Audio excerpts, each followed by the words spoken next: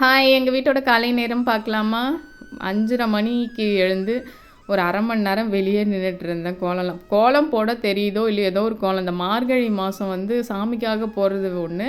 இன்னொன்று வந்து அந்த பனி பெய்யும்போது அந்த தெருவில் இருக்க லைட்டெல்லாம் அதில் அந்த பனியில் பார்க்கும்போது எனக்கு ரொம்ப பிடிக்கும். அது ஒரு வைப்பாக இருக்கும் எனக்கு. அதனாலே மிஸ் பண்ணக்கூடாது. ஒரு 5 மணிலேருந்து 6 மணி வரைக்கும் அதை நான் போய் நின்று பார்த்துட்டு வருவேன். எனக்கு ரொம்ப பிடிக்கும். சரி, இன்றைக்கி வந்து காலையில் வந்து அந்த ஸ்வீட் பொட்டேட்டோ போட்டு சப்பாத்தி தான். இந்த ஸ்வீட் பொட்டேட்டோவை எதில் போட்டு கொடுக்கறது ஒரு 3 நாளைக்கு இந்த டிஷ்ஷஸ் எது வாரத்தில்ன்னு போட்டு அல்லாட வேண்டியதாக இருக்குது.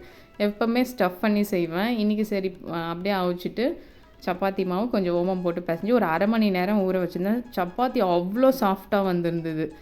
நான் ஒரு 3வது தடவை இந்த மாதிரி ட்ரை பண்ணுறேன். ஆனால் இந்த முறை செம்ம சாஃப்டாக வந்திருந்தது. இதுக்கு வந்து நான் இந்த கிரேவிலாம் பண்ணலை, இந்த சதன்னு வேண்டான்ட்டு.